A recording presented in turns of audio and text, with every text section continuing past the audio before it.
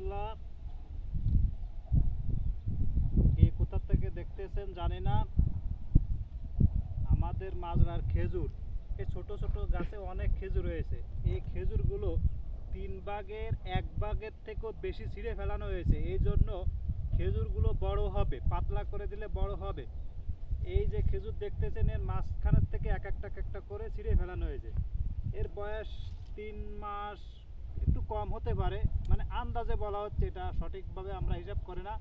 কারণ কাজের বিভিন্ন চাপ, এক কাজ নিয়ে আমরা পড়ে থাকি না, বিভিন্ন ধরনের কাজ করা লাগে। মালিকানা কফিলে থাকলে তাদের মন জয় করতে গেলে 100-র উপরে কাজ করা লাগে, পার্মানেন্টলি একটা কাজ করি না। এই যে খেজুরগুলো দেখতেছেন, এইভাবে বেঁধে দেওয়ার কারণ হচ্ছে কাজ সুবিধার জন্য। যখন একটু হলুদ হবে তখন এই খেজুরগুলো নেট দিয়ে বেঁধে এর উপর একটা সাদা কাপড় দিয়ে পাতলা বাদ দিতে হবে। সূর্যের যে তাপ, মানে রোদের যে তাপ থাকে, এই খেজুরগুলো নষ্ট হয়ে যায়। যার জন্য সুন্দর করে বেঁধে দেওয়া হয়েছে, একসাথে থাকবে প্রত্যেকটা খাতে সেম সেম বা এরকমই সবগুলো খেজুর এরকম হয়েছে। দেখাচ্ছি আরো, দেখতে থাকুন, আসেন ভাই, मेरे साथ ना हो जाए थोड़ा सा, कुछ देखाना पड़ेगा। এই যে দেখেন, প্রত্যেকটা গাছে এইরকমই খেজুর হয়েছে। এই ধরনের বান দিয়ে দেওয়া হচ্ছে। খেজুরির বিশেষ করে পানি দেওয়ার নিয়ম যেটা আমি জানি, এখানে রোদের বা গরমের তাপমাত্রা বেশি, একদিন পানি দিলে ফুল, 2 দিন পরে পানি দিলে হয়, বা একদিন পরে পানি দিলে সব থেকে বলা হয়। প্রত্যেক দিন পানি দিলে খেজুরগুলো পচে যাবে, পড়ে যাবে, খেজুর মিষ্টি হবে না। যার জন্য এই খেজুরগুলো একদিন পর একদিন বা একদিন পানি দিলে 2 দিন পানি না দিলে হয়। এই প্রত্যেকটা খেজুর এরকম ছোট ছোট গাছে খেজুর, বেশি বড় হয় না। দেখেন আরো দেখাচ্ছি, এরকম প্রত্যেকটা প্রায় 60টা গাছ আছে, 60টার ভিতরে 2-3টা গাছে খেজুর হয়নি, সব গাছে খেজুর হয়েছে। এই দেখেন কিভাবে খেজুর হয়েছে, দেখেন দেখা যায় ভাই, মোবাইলে দেখা যায়। কয় মিনিট হয়েছে ভাই? এই দেখেন খেজুর এখনো বড় হয়নি, বড় হবে ইনশাআল্লাহ। পটাশিয়াম দেওয়া হয়েছে। আমরা 2জন লোক কাজ করি, যে ভিডিও করতেছে হিন্দি, আমি বাঙালি। আসলে সব কিছু ভিডিও করা সম্ভব না, এই জন্য কাজের অনেক সময় চাপ থাকে, জন্য অনেক সময় কাজে ব্যস্ত থাকি, ভিডিও করতে পারি না।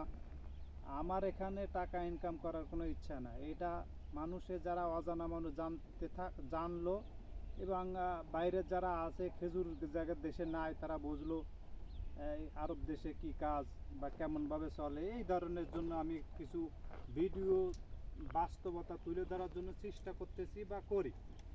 সাথে থাকুন, দেখতে থাকুন, উপকারে আসবে বা জানা থাকবে। উপকার না হলেও জানা থাকবে যে কোন দেশে কি সিস্টেম, কীভাবে।